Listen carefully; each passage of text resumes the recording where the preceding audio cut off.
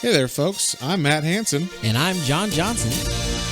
And you're listening to Planes, Trains, and Comic Books. The podcast where we discuss favorites we've reread,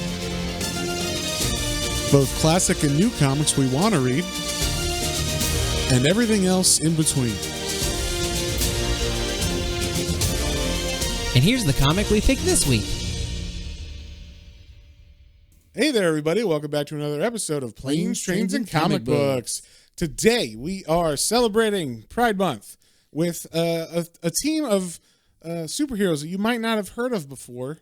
They are called The Authority, and it is now a DC, I guess owned by DC, but it was originally a Wildstorm Image comic from the 90s. Was it Stormwatch? So Stormwatch was the original run, and that was a team from Wildstorm Comics in the 90s.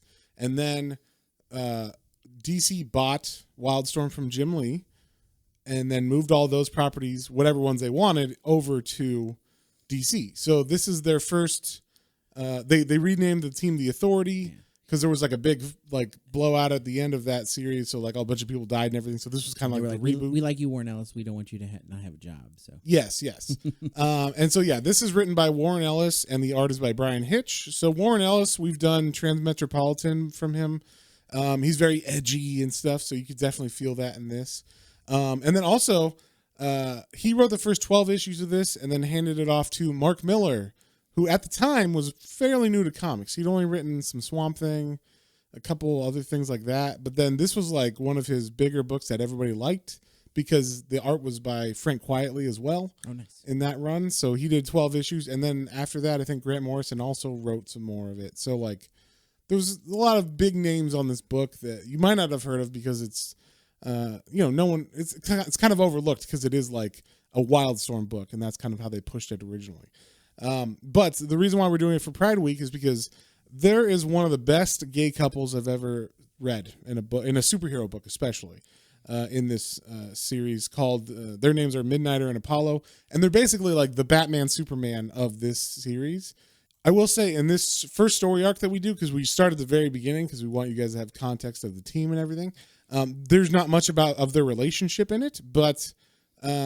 We will go further just for one page where we actually break down one of their first scenes where they reveal that they are a couple, and then we see that as the reader. So we'll touch on that later. But yeah, and it's cool to look back, especially after what we've read, and be like, oh wow, this is very much set up that way. Yeah, if you as a reader, because this came out in 1999, so you got to think of this in context. It is, if you read this now, you're a lot of this stuff has been done already. Yeah, because they're copying The Authority, basically. This is one of the first books that ever had, super violence compared to other DC books, you know?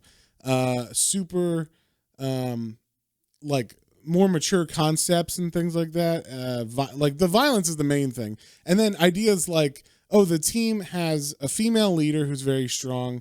There's two other women on the team. And then there's 4 men, but 2 of them are a gay couple.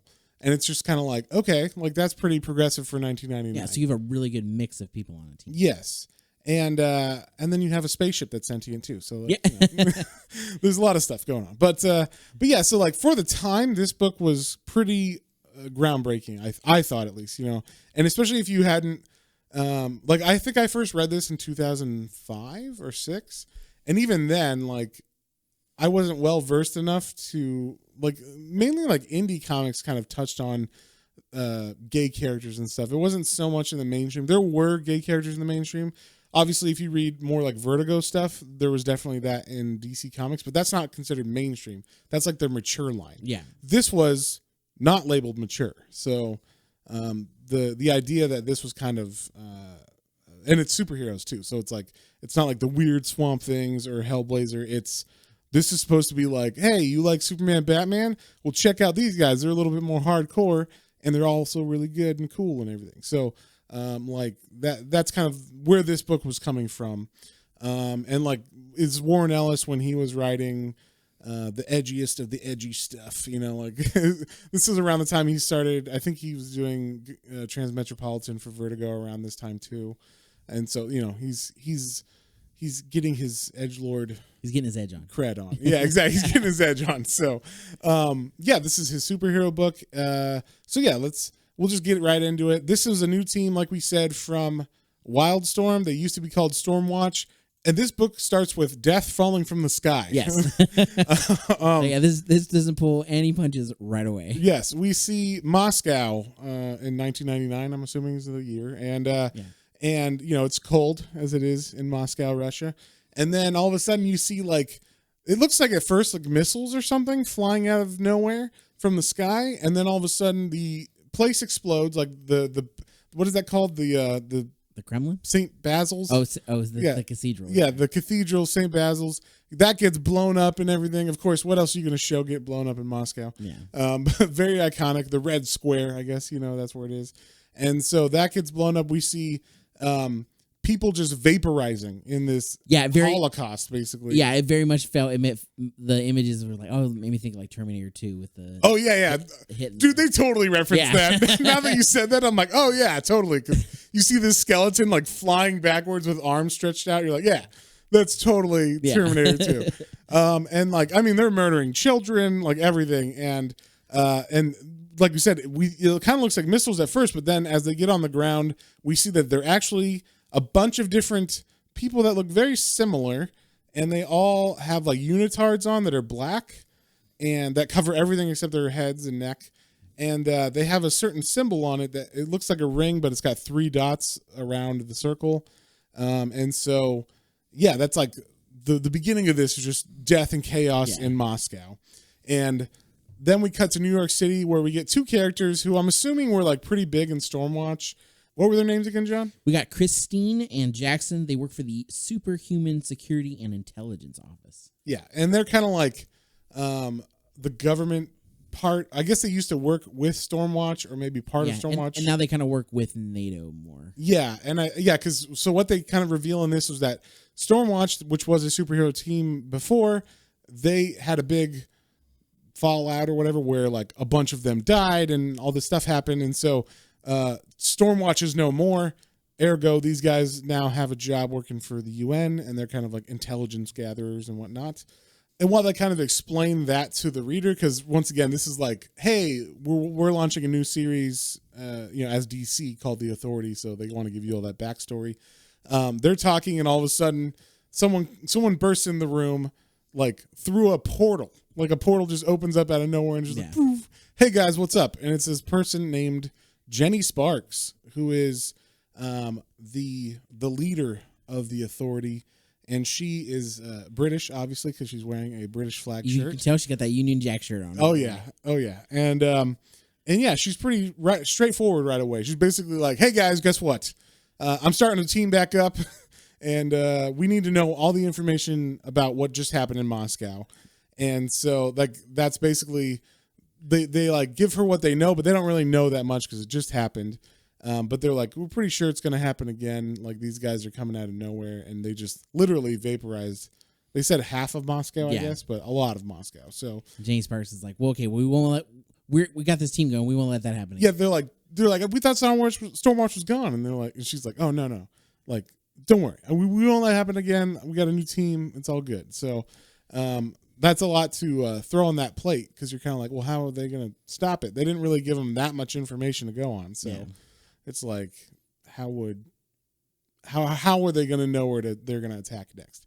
And then we cut to this place called Gamora Island, which is in the Asian Pacific area, I guess. I assume so. I don't know. I'm assuming. And we're kind of assuming this more or less because of the villain from this. It's very much like the classic Asian bad guy. yeah. They very much I assume they did it as like a callback bad guy. As far as like to like the ode to classic comics of like it's like the Mandarin or it's definitely of that lineage. Yeah, I mean it's a Asian dude with a big goatee and a Fu Manchu mustache and like robes and a big hat. Definitely the 90s when this is the last time you could do something like that. Yes. He's got long fingernails and everything. So he basically breaks down like who he is, what he's doing. This is the bad guy. His name is, what is it again? Katzen, right? Or Kaizen. Kaizen. And his name is Kaizen Gamora. which is why it's called Gamora Island. Apparently, him and his brothers took this island over, and it used to be called Parousia. Is that right? Parousia? I think so. Yeah. I don't know. I'm not good at pronouncing things, but so they took it over, and it says like, you know, we were born. Then when we were like 15, we like took control of our town. Then when we were 25, we took control of like this side of the island. Then when we were like 35, we took over the whole island, and then I murdered my brothers, and now I'm awesome, and I am the king of this island or whatever.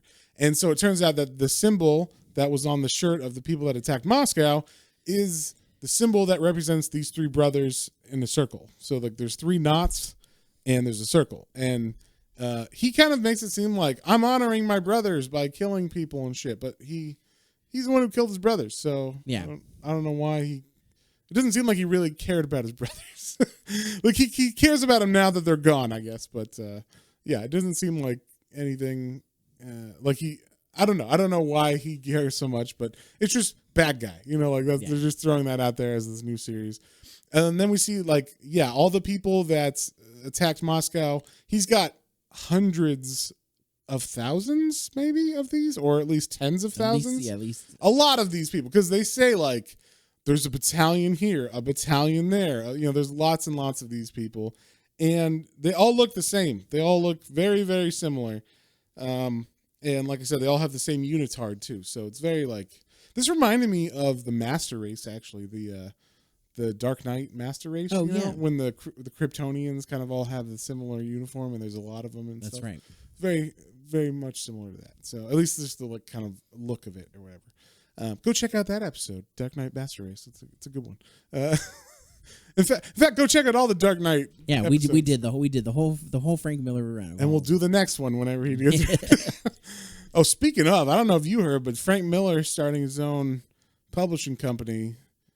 Oh, He's gonna be starting putting out some new work again. interesting. Yeah, him and the old, or not the, I guess it's the old now, but the guy who ran DC for like since 2005 to 2019 or whatever, or 2020, Dan Didio. Didio. I don't know. Dan Didio. He's starting a company with him, and they're gonna like start putting their own books out and stuff. So I'm like, interesting. That's cool. A name recognition alone for Frank Miller. I know. I'll buy it. Fuck it. Sure, You know? Who knows? But yeah. So then we cut back to Jenny talking to the UN intelligence people, Christine and Jackson. Mm-hmm. And so, like, once again, they're not able to give her a lot of stuff, but basically, she's like, all right, thanks for your help.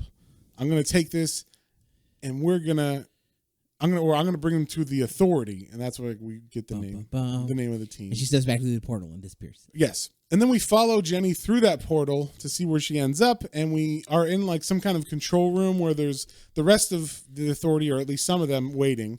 And, we get like there's a girl with wings there. Her name is Swift. We're not really introduced to them yet, but we're just kind of like she's talking to them. And there's another guy named Hawksmoor, right? What's his first name? Jack Hawksmoor. And we don't know what he does either, but you know they seem to be chummy, and I think they are the three original members from the actual team of Stormwatch that are left alive. So that's why they are together. And like we said, they're in some kind of weird room that has very 90s digital art for like the portals on the wall. Which I thought was funny. It 100% looks like one of those equalizers you had in your computer playing when you played music. And oh yeah, totally, like the lava lamp. Yeah, thing, like, oh man, that's so cool! I gotta get every skin for this. I can listen to Tool and have a visual experience. Yeah, guys, when to come to my house and check this out. Like, yeah, totally. Listen to music and get a show. Yes, with these crazy lights. So because of that, we're like, okay, so this is the room where she came through a portal, but we find out that they're actually in this place called the Junction Room inside of the carrier. We don't really know what that is yet, but we're assuming their ship. And then she talks to Jack Hawksmoor and was like, hey, why don't you go help out the people in Moscow who are still like trapped and shit. So Jack Hawksmoor goes through a portal, goes to Moscow, and as he pops out, he's just kind of going around the city looking around, and he sees like on one of the walls emblazoned, like burned into the stone, is that circle that with the three knots on it. So it's like the symbol of Gamora. And we get to see a bit of his power as he kind of like touches the wall around that symbol. Basically, he is, for all intents and purposes, like the conduit of a city. So like he's powered by like the life of a city, we'll say. I'm not exactly sure exactly what that means in context to everything later on, but as of right now, he touches the wall and it like the city talks to him about what happened.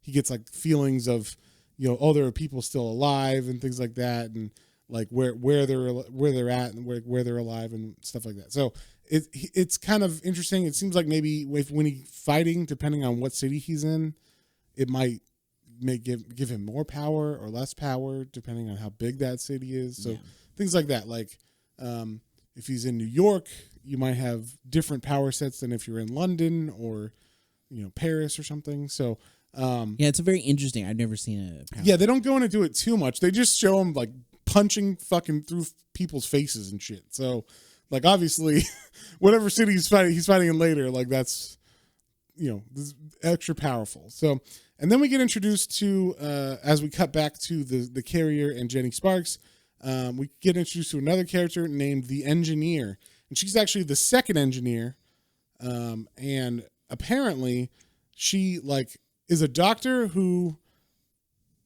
replaced her blood with like nano oil, we'll say, like nanites. Yeah, some kind of nanotechnology. Yeah, and it basically gives her the power to transform into anything kind of thing. So what it seems like she can make her limbs whatever. She can put on like make her skin armor, which is what she normally looks like. Is she has like a steel coating on the outside of her that she's naked under, because later they reveal that when she comes out and changes into her human form, she's naked, and Jack has to give her his coat. Yeah. So and that was another thing. I was like, this is pretty risque, just because they literally draw nipples on her later on, like while she's fighting or whatever. I was like, that's interesting. I don't think they would do that nowadays.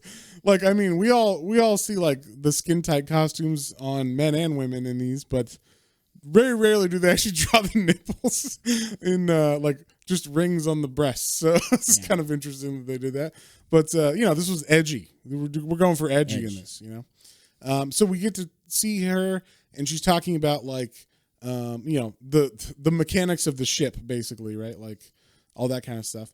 Then we cut to another guy on the team that we haven't seen before, and this is a guy called the Shaman, and he's at the moment talking to the god of all shamans, or it's like past shamans that are now in like the ethereal realm that he can like confer with, tap into, and they give him his power, which is kind of cool. It's very like interesting psychedelic kind of power. He's known as the shaman and also the doctor. Like he's got a that's right. Oh yeah, that's right. They call him the shaman sometimes, but mostly he's called the doctor. So and he's a relatively new character on this team as well. So we get kind of like a little bit glimpses of their power, but not too much. And then we get introduced to the Batman Superman team of this group.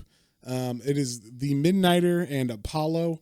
And Midnighter looks a lot like Batman, but he wears a trench coat, and his cowl does not have ears. It looks more like a helmet, like a Captain America from Ultimates or something. Yeah, that's perfect. Yeah. So and he's got like spikes on his gloves and stuff. So like if you punch it punches you, you're gonna get spikes in your face. Yes, and his power is the ability. It's kind of like chess. Like he can know your moves like way before you do anything. So like he says to a couple of people later on, like you could try to move, but I've already calculated like 1,000 different ways you would attack me, and I can combat all of them. So I'm just going to beat the shit out of you now. And then he's like, like yeah, it's like literally like instant KO for most of the people that fight him. Yeah. And try to lay a hand on him, we'll say. Yes. And then the other guy, Apollo, is basically the Superman equivalent. He does get recharged from the sun, just like Superman. Maybe not and he doesn't depend on the sun as much as Superman. But we read a thing on Wikipedia that said they're both bioengineered people. So they were experimented on somehow. They don't go into that in this. arc, but maybe later on they talk about that. But that's how they got their powers. And they are a couple. They don't reveal that really in this. We do see them talking, and we kind of like they're introduced together. Yeah, and they bicker a lot. Yeah, they bicker a lot. They call each other, names or whatever. Kind of talk back to each other more than the other people do.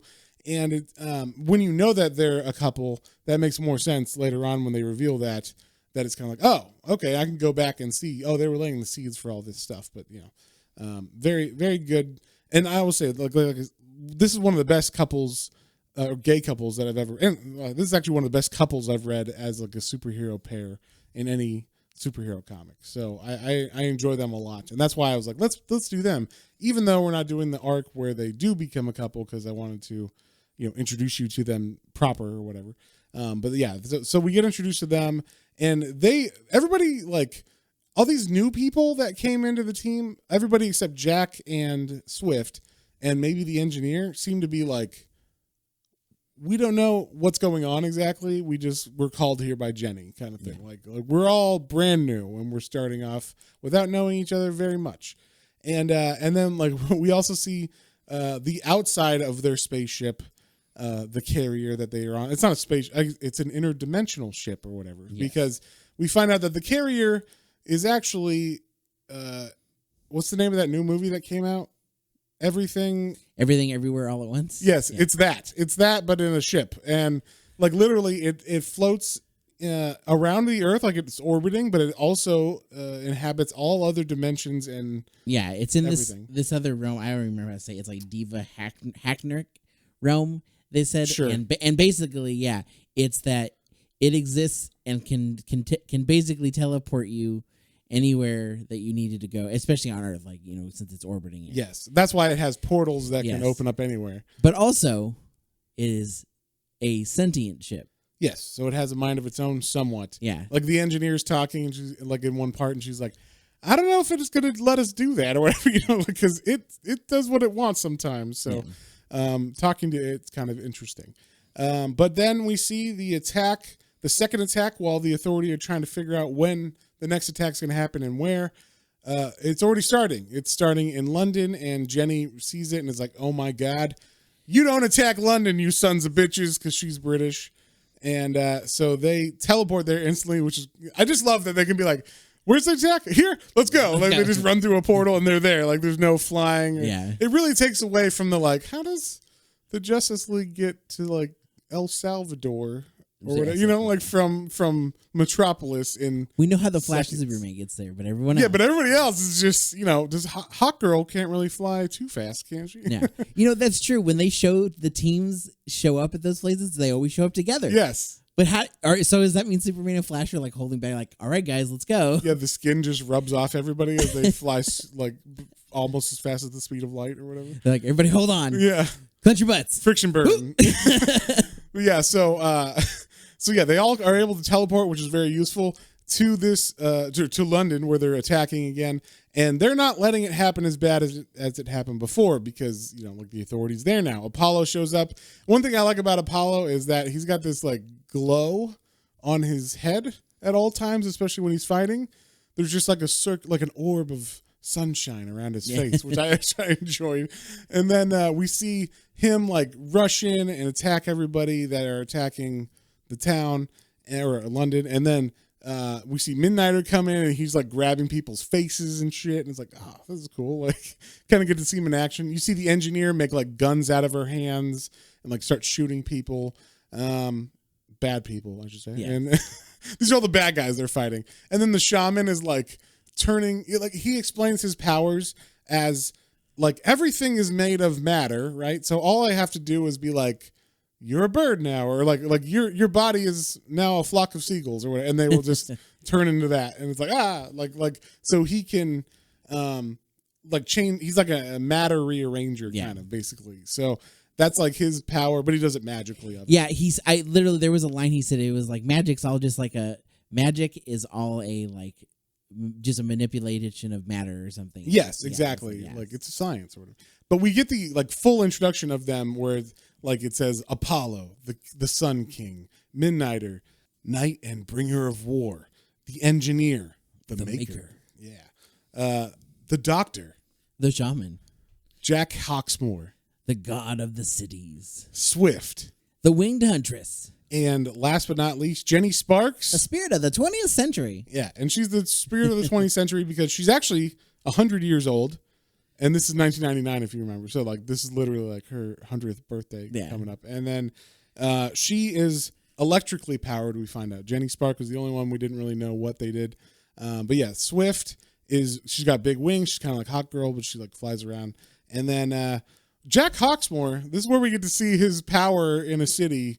He just punching through people's fucking faces. Through their faces. Their head off, jaw missing as his hand punches through the entire with brain. An eyeball popping out. Spine hanging out of the back of the guy's head. So pretty hardcore. Yeah, then we get like a full shot of the Authority and they're like, game over. Like we get like a pretty great splash page, I think. Like I said, this is great Brian Hitch art for this. It's like earlier Brian Hitch too, like before Ultimates. I feel like Ultimates is like his like best, or the stuff that like he's best known for. Yeah. And this is just prior to that, so it's not as polished, I think, but it's still solid and everything. Then we start the second issue with like we're still in London. These guys are attacking, and there's a lot of them, like a lot more than just like the 10 that they killed initially. They're just kind of like like ants. 100 in the sky. Yeah, 100, maybe more coming. They don't know. And this was interesting, I thought. So the engineer, because they need to be able to talk on the battlefield, and they can't scream while they're like Apollo's like 100 yards away and is like, Midnighter, hit that guy. Down over here. Yeah. Watch your back. So it's like there's no way to talk. So the engineer makes these little bugs, like literal bugs. They look like wasps, and they fly and like sting each person or attack or burrow or something into each of the Authority. And then after that, they could all talk to each other telepathically. Telepathically, yeah. So after that, they all can basically she just put like a radio in all their heads. Yeah. And they're all on the same frequency. So they could talk to each other, which is very useful in combat. I was like, a lot of this is just like, fuck it. We'll just make it easier for us because we don't need to whatever's the thing that makes it work the quickest and easiest. Let's do that. Well, they got a spaceship. They could be everywhere all at once, and they could just go anywhere they need to automatically. So, So they begin to attack now, being like fully in sync with each other, and this pretty much takes out everybody. I did find it funny that they're attacking everybody, like the bad guys, but at the same time they are still destroying the city because they're fighting super powered people. And if someone gets thrown through a building, like they're literally just like later on Apollo takes off after a guy and just flies through Big Ben, and I was like, all right, but don't they want to not destroy Big Ben?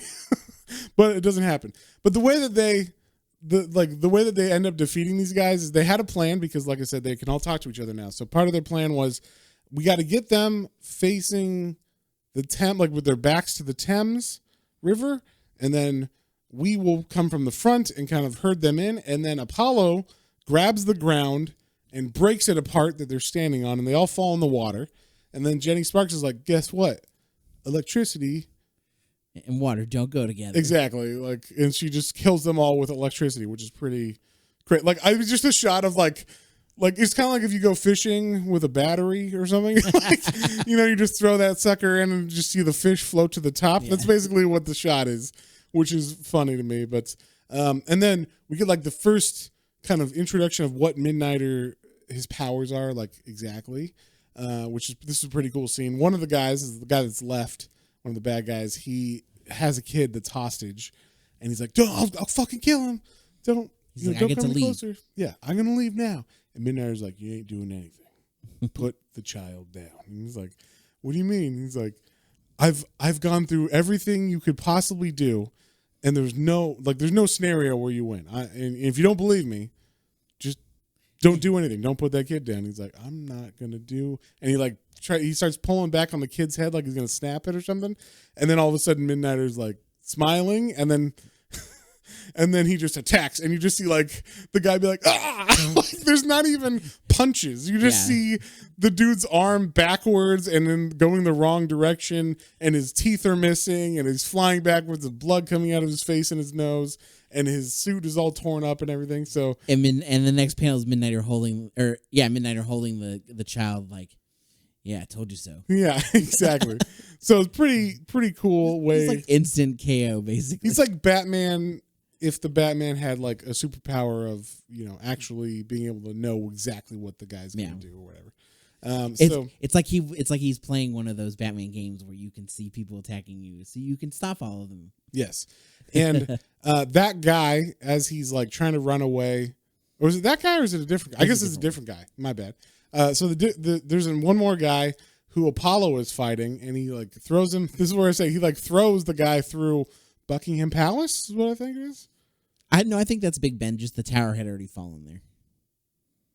I don't know anything about British architecture or like where they're at. So yeah, I think that's Big Ben though. Okay, I thought isn't it not in the same area? I think Buckingham Palace is down the road from it, but I don't. Fuck if I know. I don't know. British listeners, tell us. You act because I've seen Love Actually, a couple dozen times. John, you've seen that movie too much. Where's Buckingham Palace? So anyway, he throws through something important in historical context of Britain. He throws it through that building, and then the guy lands. And I don't know if anybody knew this, but the way that these guys can actually teleport in and out. That's how they get to there. So, not the Authority, the bad guys can teleport in and out fast. And that's how they're getting to these cities randomly. And they're doing it through their little ring circle on their uniform. So, like, I guess if that's intact, they can go back home really easy. And so Apollo just grabs the guy's shirt. I don't think he knew that it was going to do this. Yeah. But because he grabs the guy's shirt and tears it, it fucks up the teleporting thing. And now the guy's like, oh, no, I can't teleport. And so, he's like, I can't teleport. Yeah. Like, oh, I stopped you from doing something. Oh, yeah. Okay. And one cool thing about this that they, if you're reading it, and this is a brand new team, so you don't know exactly what's going to happen. Apollo, while he's doing that, gets like a full laser blast to the face from the guy's eyes, and like his head is gone in that blast. You're like, whoa, he's just like, did he blow off his head? What happened? And then we see that Apollo, it didn't really do that much to him. We kind of like winded him for a second, but he wasn't, dead or anything. Like his head did not get blown off. So. No, his head is in fact still glowing. Still glowing. He has always got a great glow about him, And so, like I said, that guy, the bad guy, takes off when he realizes, I have to fly home, basically. And so Apollo goes after him, and that's when he flies again through Big Ben. I guess it's already been damaged. And all the other guys that are around that are still alive, they disappear and teleport out. And Apollo is just going full blast after this guy. And Jenny's like, hey, Apollo, abort. Like, don't follow him. I know you want to, like, catch him or whatever, but we don't know where he's going or any of that kind of stuff. And we'll figure that out. Like, we don't need to follow that guy because it might be a trap or something, basically. And then we cut to, I guess it's like the bad guy's lair, Gamora's lair. And we see all these, I guess all the people that teleported just, like, fall injured through like a portal or whatever and into this like secret lair. Yeah, I like the main room, and there's people there who be like, oh, it's okay, we're gonna take care of you. The Kaiser Gamora or whatever, the main Kaizen Gamora. They're like, it's okay. He is proud of you for fighting or whatever. When you see him in the corner, he's like, I hate them all. Yeah. Yeah. They say like, he loves you. And he's like, I love no one. Like he's super edgelord. But anyway, so the rest of the Authority team, except Apollo, go back to Carrier and take one of the portals. Like they follow where the other people teleported from. Like they could catch the signal, their frequency or whatever, where the bad guys teleported to. So they're like, hey, Carrier, open a portal, take us there. So they end up at Gamora, like just above it. And Gamora, or Kaizen Gamora, the bad guy, has protected the entire island with a force field, basically. Yeah, there's a giant force field. Yeah, he's like, go to lockdown because they're coming. And so they get there before Apollo and his straggler, the bad guy straggler, get to Gamora. But only just before, because what happens is hysterical. I really like this. Yes, this is great. So the Authority see that there is a force field there, but Apollo does not know that, and they're flying 100% like as fast as they can, the bad guy and Apollo, who's chasing the bad guy, at Gamora, because they're like, oh, he's gonna go home. I got to catch him before he lands or whatever. And so they're like, they catch up with, or the authority starts telepathically talking to Apollo, like, abort, you got to abort, and he's not doing it. He's not listening. And so the shaman does some like shaman magic, and he makes Apollo's body like turn into water or something. I don't know, sparkles. I don't know. It looks like it starts to disintegrate from the back. Yeah, basically he atomizes him, so he doesn't, like, he can't follow anymore. And then, like, that's what he does. He puts him in some like weird quantum realm or something. Is what, because he ends up like in a different realm, like That's right. another dimension or something, and then he ends up bringing him back like right away. But the reason why he did that is because the force field is stronger than a body, even a super powered body, and we find that out because the straggler bad guy who's flying full force at Gamora, the island, is like, oh my god, the force field's up, and he can't slow down before he runs into it and just splat.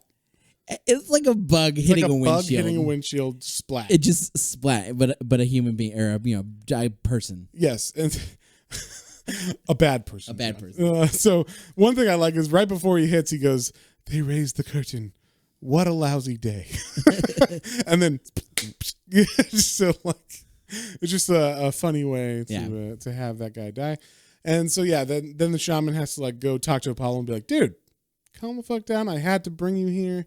Now I'll bring you back. You were gonna die." And Apollo's like, "Oh wow, my bad. I will listen to you from now on. Like, you know what you're talking about, Jenny." So they go back to the ship, and this is kind of we get like the team building of like, good job guys, we stopped them, but now we got to figure out where they're gonna attack next. We don't know, and we get to see like them in downtime. We see this is where I said we see the engineer turn back into her or like make her skin not metallic, and so she's like naked, and then Jack Hawksmoor is like, "Oh, let me give you my coat and I will let you have it," and then he's like, "I will never wash this thing again." Like, and so it seems like everybody's got a good rapport and everybody's happy with each other. Yeah. We see like Apollo talking to Jenny, and just like you get like the team building, I guess, here, and they kind of explain more about the ship being in like how they're in like different dimensions, but also in orbit around the Earth at the same time.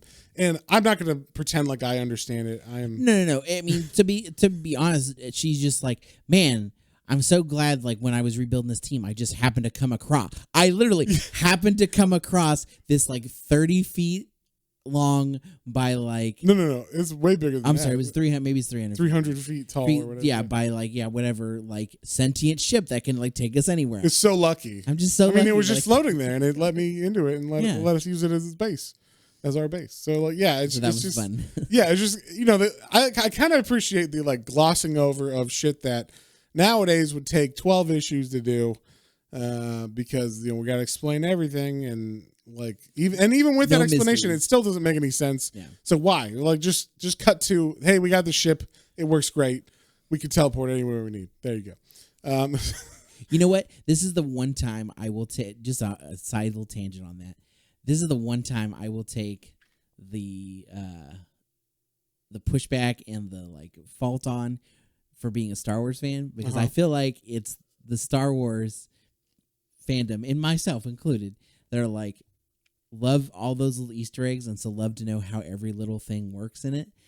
In episode 4, yeah, 5. Exactly. Or so we'll say Star Wars and Star Trek. But yeah, so like having to know you're Justin Long from Galaxy Quest. Yes. Okay. Having to know all of those little details, like, and not having, but like wanting to. Then they're like, oh, okay, well, people want that stuff, we'll do it, and so they just kept doing it, and we're like, yeah, and like. So now you see, and then the normies are like, "What the fuck are metachlorians?" Yeah, and now we're seeing the crappiness of it too. With I would say it's still a minority, but the very vocal online ones that are like, "This is stupid. How this and this don't work when in this episode it worked like this, and I don't like how it looks now." And like, yes, and it's like, it's sometimes like, that stuff is valid. I know, sometimes it is, but then sometimes like, oh god, I wanted this, and now I don't want any of this anymore because of these people. Because of that. So, yeah, I mean, you get sometimes I just want to read a Swamp Thing story where he punches stuff. Yeah. And sometimes I want to read the Alan Moore story that I don't quite comprehend because he's talking about a spaceship having sex with him. And it's like, what? Like, Why? And that's a real issue. Go check it out. Issue 60. It's a good run. But Alan Moore had Swamp Thing get raped by a spaceship. So, Makes sense. Makes sense. In Makes context total sense. Of that. Yeah. But like, sometimes I just want to watch a fun thing. And this is definitely like, this is your blockbuster movie of the comic of the year. By far. So anyway, we start issue 3 and we're back in London where, now they're the team is helping people in London recover from any of the destruction that happened. And we see the shaman, he goes in and, the rescuers are like, no, we already searched that area. There's no one there. And Shaman's like, no, there is. I can tell there's people behind this. And like, no, bro, we already checked it. And he's like, whoa, whoa, whoa, whoa, whoa. And he like moves all the rocks out of the way. And then we find 2 people that are just trapped. We're like, they're in a very bad predicament here. Like they're in, I don't know, a basement or an elevator shaft or something that is like maybe 15 feet down. And then there's like, just happens to be a water pipe burst in there, so it's also filling with water at the same time. It's basically like a Saw trap from the movie Saw, like Jigsaw made this happen. What do these people do? That's what I want to know.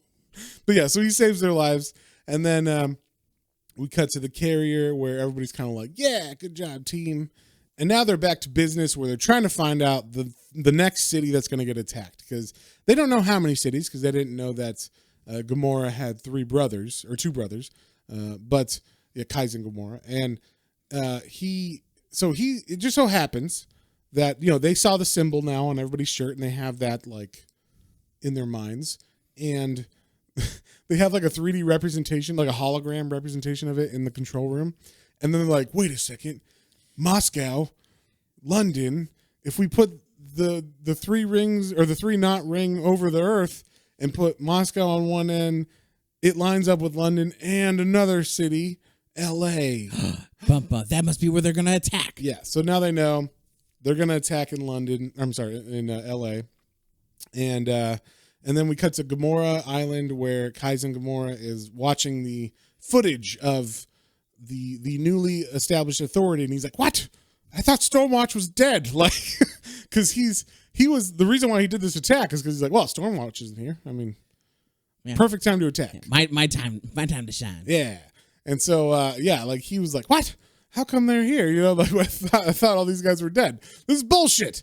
And then he gets a video call from, I guess it's Kristen and Jackson and some politician from the UN. Some leader in the UN. Yeah. And they're like, what do you want? Because they've been informed, oh shit, LA is going to be attacked. And so he's like, what do I want?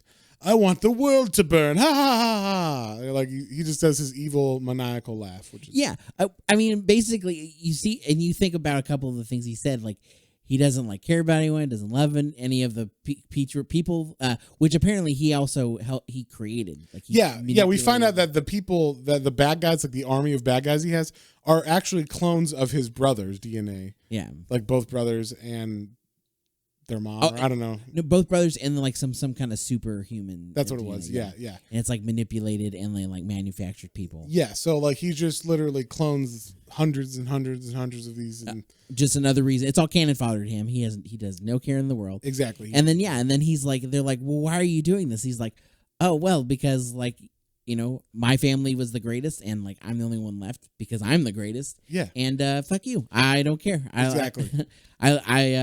It's going to be me and no one else. Exactly. And one thing I loved about this scene was, and this is so true. So the UN's like, you better not.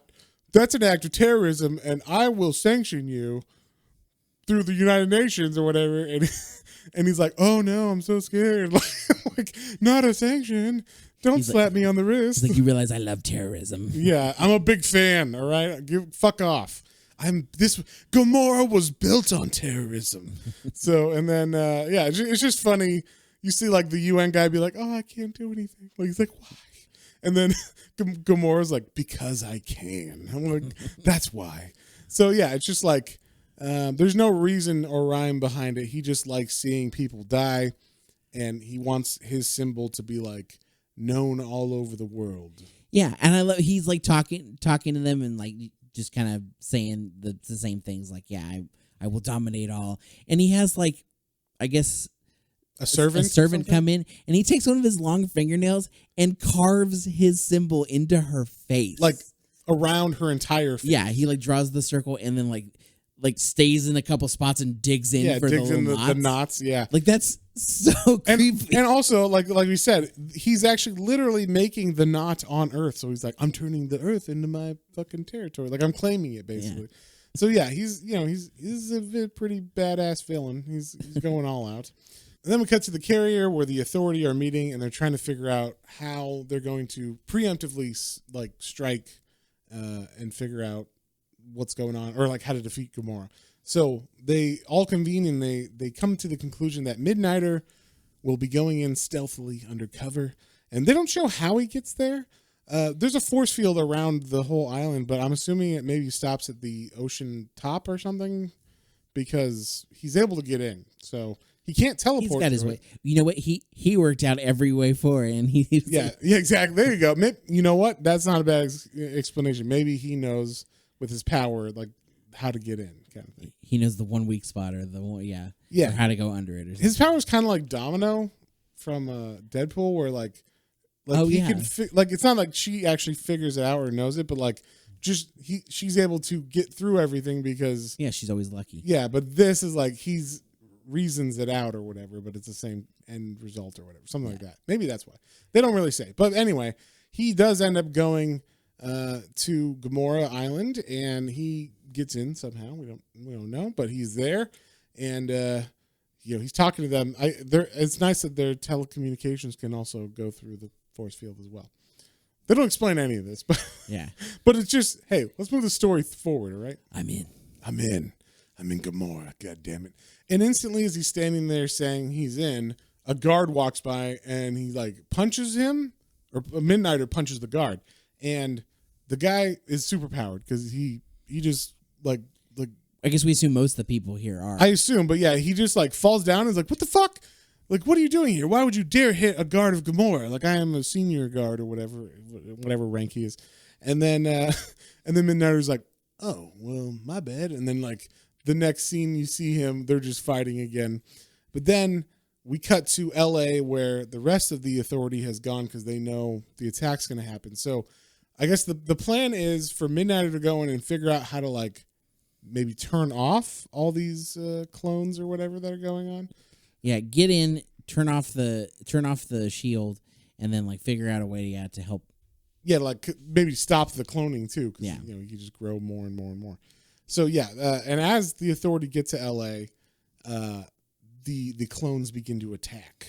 And it's as you might say, John. It's the attack of the clones.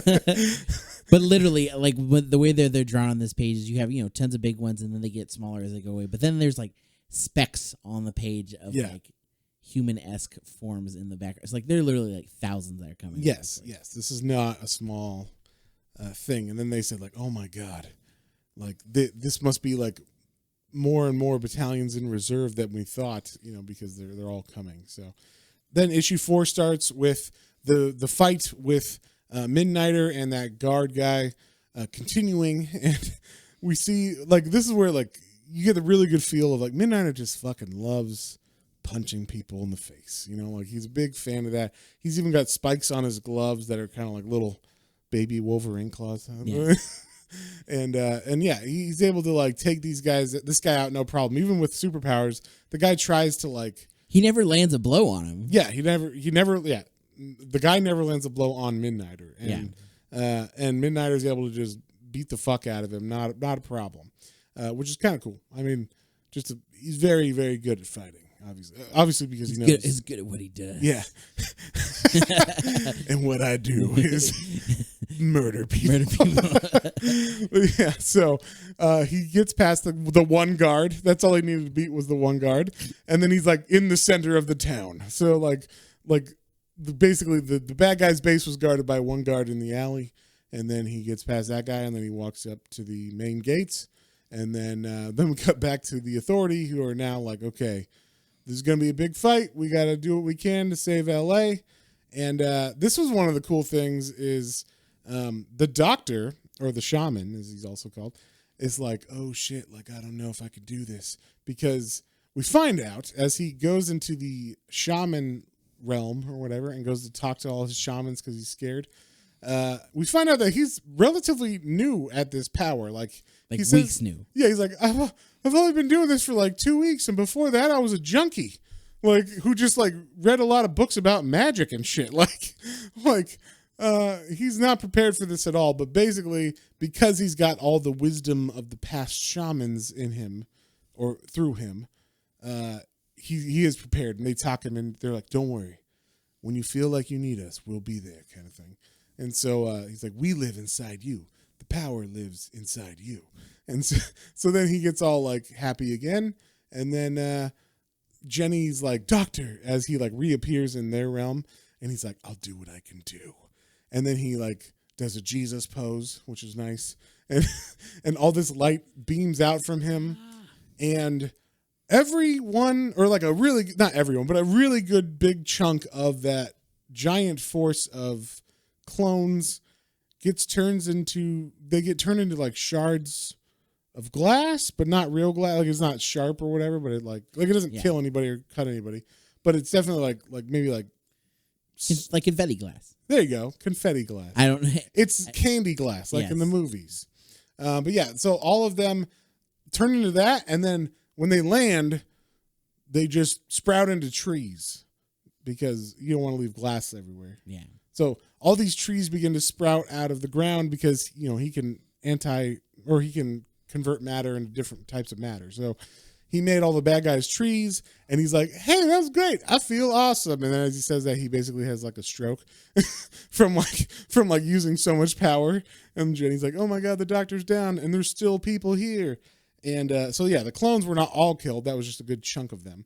And Apollo is like, "Need a little help here, because it's just me versus like 25 of these guys, and they're all strong, and it's hand-to-hand combat, so I can't really fight all of these guys."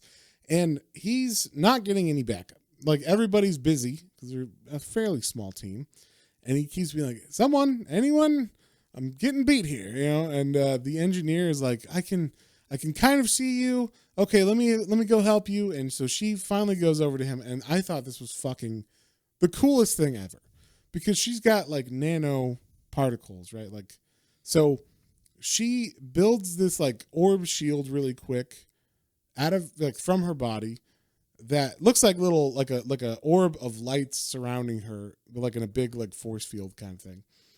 And basically what it is it's like all the nanites in the shape of little tiny knives and like razor blades basically. And as these fucking like clones fly into her, or fly into that field of tiny knives, they basically just get like turned into chopped liver. Like every one of them they turn into dust, like literally molecule size particles. Their bodies get turned into that. Just, they literally flew into a blender and they didn't know. It was fucking awesome. I thought that was like so crazy when I read that. I was like, that is such a cool power. I also like that these are heroes and they don't have a problem murdering anybody. So just killing. To be fair, these are all clones, so they don't have souls. I just love killing. Yep, exactly. So, you get like a good sense of everybody gets to show their powers kind of fully here. Even like Swift, who's the birdwing woman, she has. I didn't know this or notice this before, but she has actual like bird talons as feet, along with her wings. Oh well, I didn't notice that either. Yeah, she has bird talons, and I think she has like claws on her hands as well that are like bird. Okay, so yeah, she scratched good too. Yes, and then Jack Hawksmoor is just punching through people's faces like always. Like we don't really know what his power is, but goddamn it, he can punch through a face. You know what I'm saying? Grant me the strength of this city, and by strength I mean like I'm holding up this entire city in my fist. Yes, exactly. And so then we cut back to Midnighter, who is. I love this. We just cut to him walking down like one of those like sci-fi walkways that goes into the middle of a big open room, like in every sci-fi movie where there's like some kind of engine or machine, and there's always like an orb in the middle of the center of this gigantic room. And there's much like Star Wars, where like they're inside the reactor. Or Yeah. whatever. And so he's walking down this pathway, and you just see behind him just like body after body after body. Like he just punched his way through all these guards. And then so he's at the cloning station, basically. This is where all the clones are made. He's like, oh my God, so many clones. And then Gamora comes out, and he's like, so I see you found my clones. And he's pointing a little crossbow at him, which I thought was funny. It's a very dainty, small crossbow, which is it just looks extra small in his little hands. But the Midnighter, he's not phased at all, and he's like, "So you've discovered my plan of clones and all this stuff, and with this, I will conquer the world," kind of thing. And you know what? I guess we were wrong about how Midnighter got there, because we thought that if there's a force field, you can't put a portal inside of Gamora, but apparently that's not true. I guess because they needed to stop the attack on LA, that's why they separated and sent Midnighter into here to try to either stop what's going on or figure out how to take down the force field. And so Midnighter is talking to him, realizes, I can't take down this. There's no way to take down this force field. So he has the carrier open a portal so that he can just leave. And because Kaizen Gamora was like, you cannot leave here. You are stuck here with the force field. And he's like, sees the portal open. He's like, interesting. Like, how come I didn't know that could happen? Kind of thing. He seems very perplexed, just as we were reading this and going like, wait, I thought you couldn't open a force field there or a portal here. And then, so the portal closes after Midnighter, and Midnighter's got an idea. The idea is like, you can't basically, what can you hit something that's like a force field that's super strong with that will be able to take it on or destroy it? It's got to be something bigger and stronger and like more mass and harder than the force field. So he gets an idea, and he's like, hey, carrier, how can I move you? And he's like trying to talk to the ship, basically like I need carrier to work for me. Do the thing I want you to do. And he's like, how do I get you to move? God damn it. So he doesn't know, but he's trying to like talk to it like from the inside out, which I thought was funny. Like, can it hear him? I guess? Hey, are you listening to me up there? Yeah. So then we cut back to the fight in LA, and we just see like burning bodies of these of these clones just raining from the sky. Just they've been electrocuted by Jenny, and they're just falling from the sky. And so then Midnighter eventually does talk to Carrier and convinces Carrier to go where he tells him. And where he tells him to go is Gamora Island. And he's flying the Carrier full speed. Like it just teleports there from out the dimension world or whatever, the dimensional plane. So it's like not there, and then all of a sudden it's there. And then it's flying at whatever warp speed or whatever, and it just tears through the fucking entire force field, and I think also like the city, right? Like it scratches directly through the city. I mean, there are people living on Gamora that are not bad people, I'm assuming. I assume so. But guess what? Fuck those guys, because their leader's bad. This is like if Kim Jong-il kind of thing here. Like, if you go to war. You just like took a plane and like landed it through the town. Yeah, just through Pyongyang or whatever and into the Capitol building or whatever to get at Kim Jong-il. So this was funny. So you see, like, just imagine like seconds ago or like minutes ago maybe, Gamora was talking to Midnighter, being like, "You will never defeat me," haha. And then he like just disappeared through the portal. He's like, "Interesting." And then he's like, "Well, I guess I'll go get some coffee in my office." So he goes up to the next floor or whatever, the top floor, and he's looking out his big ass window, and all of a sudden, this giant ship comes out of nowhere, just appears going full speed, and hits through the town, and just is going straight towards the headquarters, and just totally runs through the entire building and just murders Gamora. And then Midnighter just is saying to himself, "I love being me." Like as this place or as this spaceship just tears apart everything. So and then even Gamora says, "But I only wanted to have some fun." Like that's all I was doing. And he just gets murdered and kills and tears apart the whole building. So Then we get to Los Angeles. The battle is over. The Authority have won. Los Angeles looks pretty wrecked, I'll say. Yeah, they don't do the best job at actually, like, I mean, maybe they save some people, but I could understand if the Superhuman Registration Act was enabled here. I'm just saying. Yeah, but like LA downtown looks a lot like Skid Row now or whatever. So, maybe the Authority did go through. But anyway, so they're done, and we get to see Apollo with his costume all ripped. His costume is like is all white leotard with like you said, the little sun, like some gold. Yeah, sunbeam, and there's like a gold symbol on his chest. So like his suit's all torn up. So like he's basically just got like the barest of leggings left, and the rest of his body's like naked, and it's all tattered and hanging off, and basically they're just like, good job, team. And Jenny Sparks is like, well, back to the carrier, we've done all we can, and let's leave these guys to clean up the mess. Another successful adventure. Exactly. And that's the end of the first story arc of this series. So as I said at the beginning, we didn't really get much of Apollo and Midnighter's relationship in this story arc, but if you read the next story arc, the last chapter has the reveal that Midnighter and Apollo are in a relationship. They are a couple, and specifically the first page of issue 8 of this series has like the scene where we get them actually like talking as a couple, and it's because Midnighter's helping Apollo after like a battle, I'm assuming, with some bad guys, and you get to see them like Apollo's like leaning on him, and they're like talking to each other, like they obviously care for each other. And Midnighter's telling Apollo that like you can't go back out there because he wants to go fight the bad guys again because something's going on. We didn't read this story arc, but something's going on out there. So, and he's like, I'll just go like fly to the sun and get charged or whatever, and it'll be fine. And Midnighter's like, no, you'll die if you go out there. And then we get like them kiss and like a touching moment of their relationship, and that was like the first time I think that they show like them kiss, and like the reveal to the reader that yes, they are indeed a couple. So like I said, that is like one of the best couples that a gay couple that I've read, and just couple in general in a comic series, especially a superhero comic series.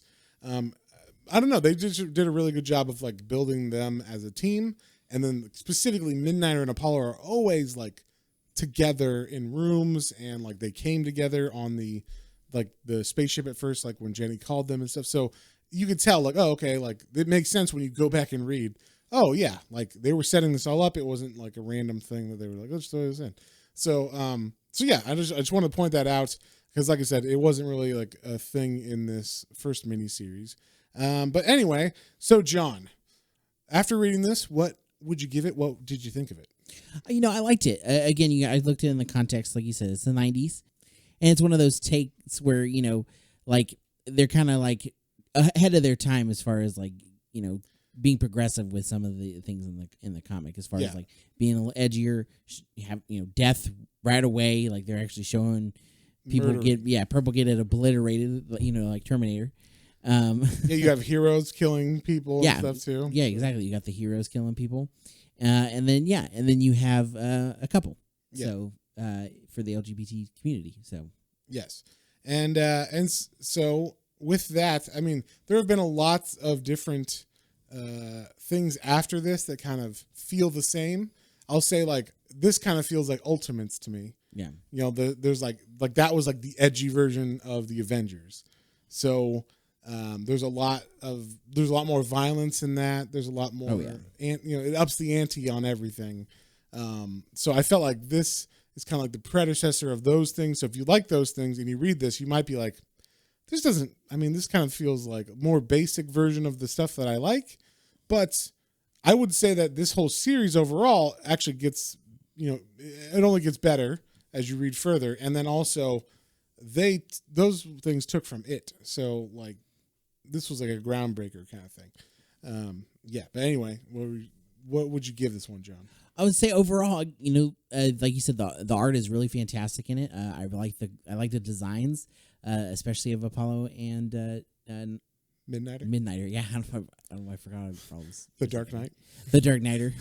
Yeah, Midnighter. I like their costumes, and I like some of the the unique powers that we didn't quite get like a full breakdown of, but like there's definitely some unique things that I kind of would love to see like fleshed out, like especially Jack, like his city powers. Yeah, what does his city powers mean? exactly I know they is go into all that of later. I know they So go into that. That's a really unique one that I was like, oh, like there's a lot of interesting things I feel like this could go with. So. Yeah, let's hope no battles are in the middle of like Junction City, Texas, or something, because there ain't much power there.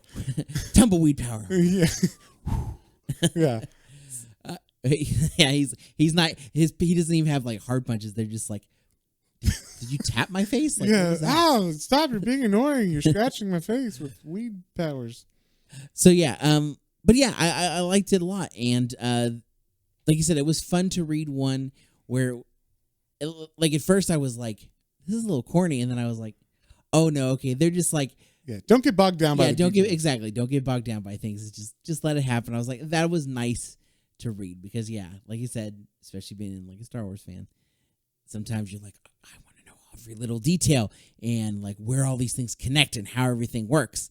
But it was just kind of nice to be like, all right, they got a ship that they can, show up anywhere whenever they need to. Okay. Right. Well, and the other thing That's is like, convenient. it's kind of like they don't have all these like it's not like Superman where you have like 80 years of continuity or whatever. It's like this is the first beginning of it, so we can just like throw that shit out there at first, get the story moving, and then we can maybe explain things later on. Because I know later on things get deeper dived into and everything, and so.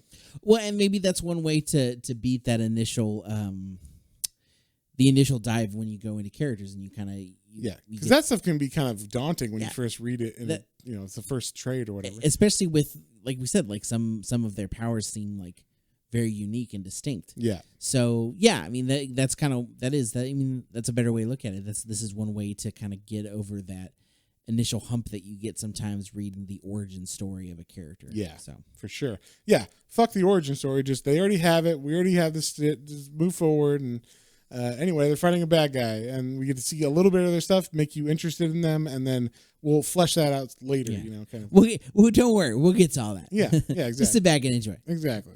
So yeah, so overall, I would say I'm going to give it a 7. Okay, cool. I'm going to give this one this arc specifically, and give it a 6. No, I'm sorry, a 6.5. That's what I'm gonna.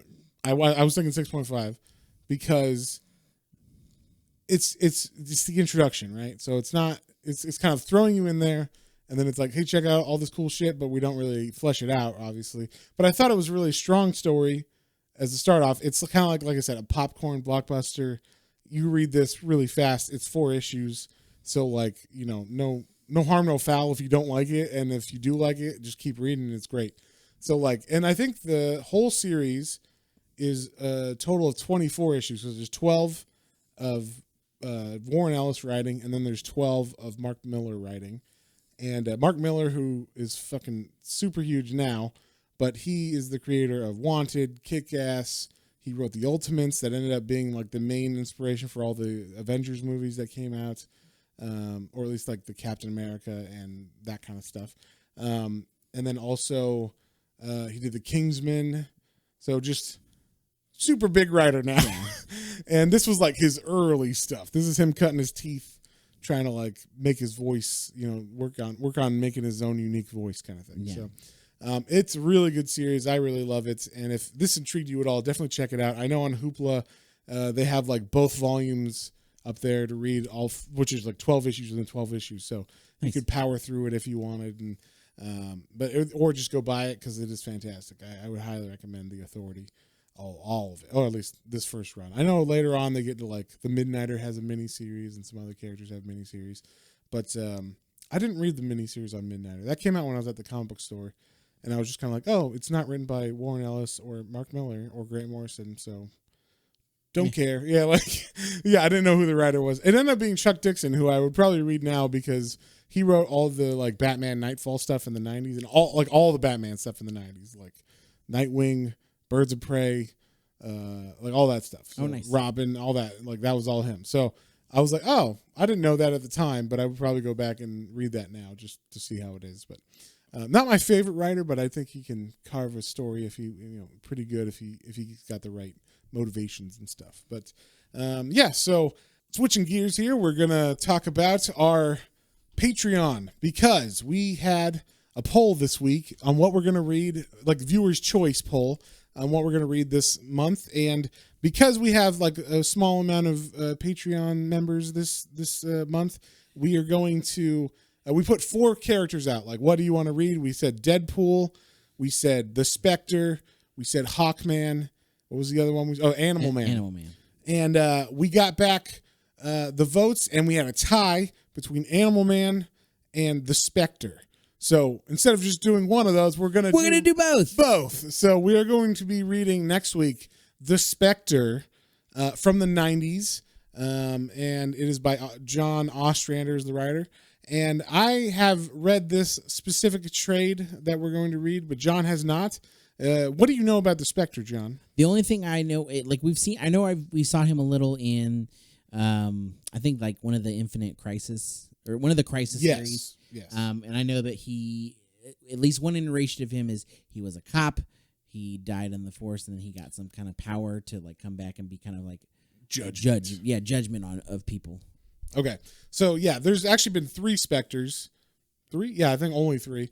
There's been Jim Corrigan, which is the one we're going to read. He's the original one from like the 50s, 60s, 70s, 80s, 90s.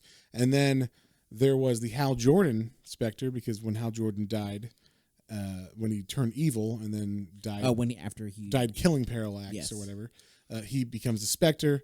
Then Rebirth happened. He comes back and he becomes Green Lantern again. Yeah, and then in a little series called Gotham Central, which is fantastic and we need to read sometime, which is the Gotham PD like comic book. Basically, it's like crime as through the lens of Gotham PD. So it follows Rene Montoya a lot, and that's like the first time she was ever like really featured in a book. She's always been like kind of in the background since she was introduced in the animated show, I believe. And then they like barely threw her in the comics right when that happened. And then she's always just been like Bullock's partner or just in the background until Gotham Central happened, and they focus on her, and then also her partner Crispus Allen, who dies in line of duty and becomes the next Spectre after. So nice. We are going to read the one from the late 80s, early 90s. Oh, no, I'm sorry, 93. 90s. And that is the John Ostrander one. And so that's like a good introduction, because what I've read of it, it gives the whole like what happened to Jim Corrigan and the backstory of the stuff from like the 40s, 50s, 60s, 70s. And then just jumps into like cool like stories. And I'm not even sure if there's like full, like it's written back in the day. So it's not like nowadays everything is a full 6-issue story arc or whatever. Now, back in the day, they'd be like, here's one issue and it's done. Here's the next issue and it's done. So like these are just fun stories, I think. So we'll just kind of pick like a number of which ones we want to do, and then like just do that many. So yeah, so we're going to do that. And then the following week, we're going to do Animal Man. We're going to do the Grant Morrison run from the 1980s. I think it's 1988 that came out. We're going to do the first trade from that. And then we're even going to later on, maybe in a couple weeks after that, jump to the Jeff Lemire run and do a trade from that. So be prepared for some Animal Man. It'd be fantastic. I love this run. John has never read it, but he's excited. I could tell by the look on his face. Yeah, no, I am actually really excited about Animal Man. Actually, Animal Man has been in our list to read for a very long time, for almost as long as we've had our podcast. Yeah, it was one of the first ones that we talked about, and Matt brought it up. Like, it sounded really cool, and I think that we started out like doing like kind of like whatever, and then we're like, okay, no, we're gonna do a little more like kind of gauging like public interest. Yeah, like what? Like, oh, hey, Batman gets a lot of hits. Yeah, people like Batman. We should read some more Batman. And then we're like, we can't be the Batman podcast, so we read other stuff. And then Matt's like, oh, we're the DC podcast, and I was like, no, we're not just the DC podcast. We're not, but we are. So yeah, but anyway, so I am excited to check out Animal Man, and we'll. I know that July is going to be packed with stuff too. We have a couple things on the. Yeah, it was Shark Week's in July. Yeah, right? Shark Week's in July. We got Lady Thor in July. So yeah. There's a lot of fun stuff. For sure, we'll do that.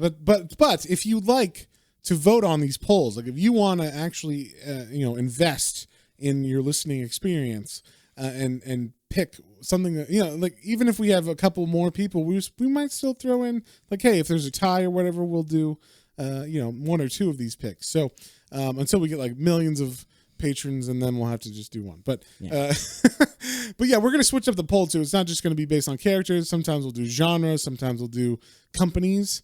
So whatever, we'll throw some stuff out there. Yeah, and we'll do like, do you want us to read like a manga? We haven't done a manga in a while. Do you want to, or do you want a series or something? Yeah. So if you would like to join that, our Patreon is patreon.com/planes, trains, and comic books, all one word. And we would love if you would join us. Also, one of the tiers on there is the Hellblazer Matt's Minis. So if you are enjoying the Swamp Thing Matt's Minis, I'm doing the same thing for Hellblazer over there. And right now we have a special going on for our super fan tier. So it's cheaper right now for the limited number of people. So jump on that if you're at all interested in learning about our favorite magus or magus, whatever you want to call him, and our favorite laughing magician, we'll call him. And yeah, I love Hellblazer so much. So him and Swamp Thing are my two favorite characters in DC, and I just love deep diving into all their stuff. And I've heard from some of our patrons on that they love that character now a lot too. Like they're enjoying the series and how fucked up it is and weird and stuff. So nice. If you at all are interested, check that out. Once again at patreon.com/planes, trains, and comic books. And if you have any comments, questions, or suggestions, you can email us at planes, trains, and comic books, all one word, at gmail.com. And don't forget about our Twitter, Instagram, and YouTube channel for exclusive content. We've also got our TikTok up and running as well. Yes. So make sure to like, share, subscribe, get on all of the different social medias we got going on to make sure you're informed and you see what we got coming out, because there's a little bit of everything in there. Yeah, John's been doing some trailers, trailer reactions, and episode reactions or reviews, I guess, of Obi-Wan. Obi-Wan, oh my goodness. Yeah, and we're I'm going to do Miss Marvel, actually, the first episode of Miss Marvel, and I'll give you just a little spoiler for the whole thing. I actually really like the show so far. Let me guess, John. You liked it. Yeah, no, but for real, actually, like the first episode, I was really impressed with, especially how it was shot. Like the director on this show, aces, like, tip top. Yeah, like it was really, really well done. All right, cool. Maybe I'll check it out. Probably not, but I'll check it out. Maybe we'll see. Probably not, but no, we'll see. I will say one thing: after reading Miss Marvel last week and then seeing the hint of her powers in that first episode, I am really curious to see how they're going to how big her hands get, how they're going to, what kind of shifting of her powers they are doing, like how far they're doing that. So yeah, that'll be interesting. Cool. Well, with that being said, we will see you guys on the next one. On the next one. Bye.